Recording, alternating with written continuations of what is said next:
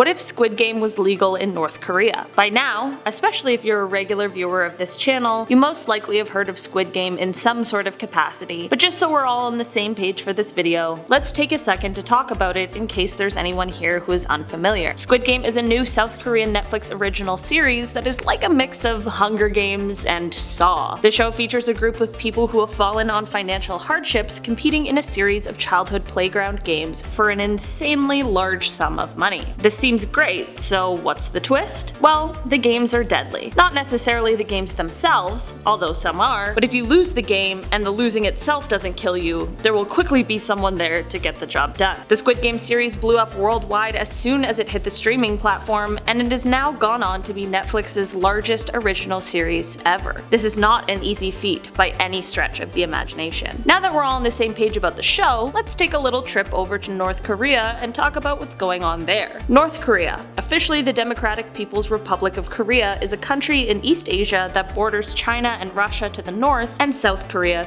to the south. In 1910, Korea was annexed by the Empire of Japan, and in 1945, after the Japanese surrender at the end of World War II, Korea was divided into two zones, with the north occupied by the Soviet Union and the south occupied by the United States. Skipping forward a bit in the history of North Korea, things really changed in 2001 with the US presidential election in which George W. Bush won. At this time, the US government treated North Korea as a rogue state, and also at this time, it is when North Korea doubled down on its efforts to gather nuclear power. On October 9, 2006, North Korea announced that it had conducted its first nuclear weapons test. In December of 2011, North Korean leader Kim Jong-il passed away from a heart attack, and his youngest son, Kim Jong-un, was brought in as his successor. There are a lot of stories about what it's like to live in North Korea, and many of them seem absolutely terrifying. I've never been to North Korea, nor do I live there, so I truly cannot confirm or deny any of these rumors about what it may be like, but we can always explore what has been said, both the good and the bad, and potentially draw some of our conclusions based on the evidence, and we can do this while we take a look at what things may look like if a real Squid Games were to take place in North Korea. So far, since the release of the series, North Korea's response to the thriller drama has come from a propaganda website that took its chance to use the series as a way to ridicule South Korea. The site claimed that the show focused too much on money and that it was the only thing that mattered. They also said that Squid Game is an example of the, quote, beastly nature of, quote, South Korean capitalist society where mankind is annihilated by extreme competition. While I don't agree with this statement, I think it's a good place to start when talking about a real-life North Korean Squid Game. Politics in North Korea are complicated, and they certainly can be a point of contention between the country and potential allies. The politics of North Korea take place within the framework of something called Juche, which is the official state philosophy. This is basically the theory that only through self-reliance and a strong independent state can true socialism be achieved. This leads to the next point in the political framework of North Korea. While the country is technically considered socialist, the country is built on the principle of centralization. The Constitution of North Korea does guarantee the protection of human rights, but rumblings have it that there are severe limitations on what was promised. There are limits on freedom of expression, and it is said that citizens of North Korea are closely supervised by the government. The North Korean Constitution also defines the country as a dictatorship of people's democracy. This means that one party, the Workers' Party of Korea, is given legal supremacy over all other political parties. The secretary of this party is typically the supreme leader, who is the most powerful person in North Korea. So in the real world, that is Kim Jong-un. Knowing what we know about the conditions in North Korea, it seems as though if a Squid Game sort of situation became a reality in the country, it would most likely be a government-sanctioned event. I mean, if the people in North Korea really are monitored as heavily as the rumors have it, it is likely that if a non-government version of the Squid Games popped up, it would be shut down almost immediately. Also, it is said that there isn't a ton of money going around between the citizens of North Korea, which means that it's quite likely most of it resides in the hands of the government. The whole point of the Squid Game is risking it all for the chance to win more money than we could even dream of having, so some sort of large funding partner would definitely need to be behind the prize money. Or maybe, like we spoke about before with that North Korean website's critique of the series, maybe there would be no money, and instead it simply would be a series of deadly games intended to make money for the government. In North Korea, conscription is mandatory. Conscription in North Korea began even before the Korean War, and as of right now, men are universally conscripted, while women go through selective conscription description. This takes place at the age of 14, with service beginning at 17 and ending at 30. It is said that under the rules of Kim Jong-il and Kim Jong-un, the rewards people receive for their military service diminished, despite the fact that the mandatory length of service has increased from 3.5 years to over 10. North Korea is considered the world's most militarized society, and according to Wikipedia, as many as 1 in 3 North Koreans may be a member of one of the multitude of military organizations at any given time. All of this, coupled with the brutal displays that were put on just a few days ago by members of the North Korean Special Forces at some sort of exhibition, has led me to believe that if the Squid Games were real in North Korea, it might be some sort of a military test, or perhaps a scare tactic to show other world powers the lengths that they were willing to go to. I mean, Squid Game featured the scariest game of tug-of-war I've ever seen, but in real life,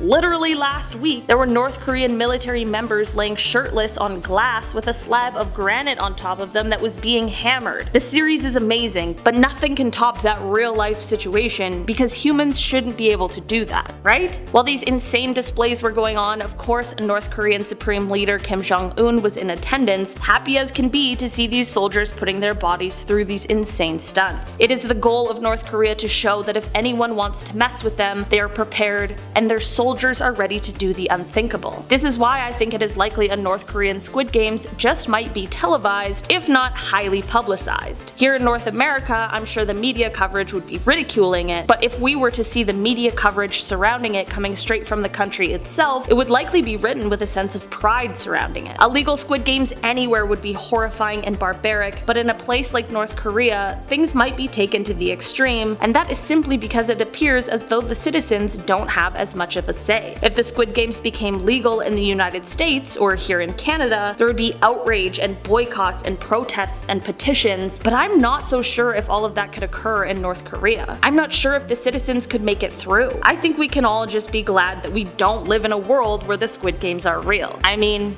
at least for now. Thank you guys for checking out today's video. Don't forget to hit the thumbs up button if you enjoyed it, and don't forget to subscribe if you want to see more. Stay curious, LBQ fam, and I'll see you on the next one. Bye!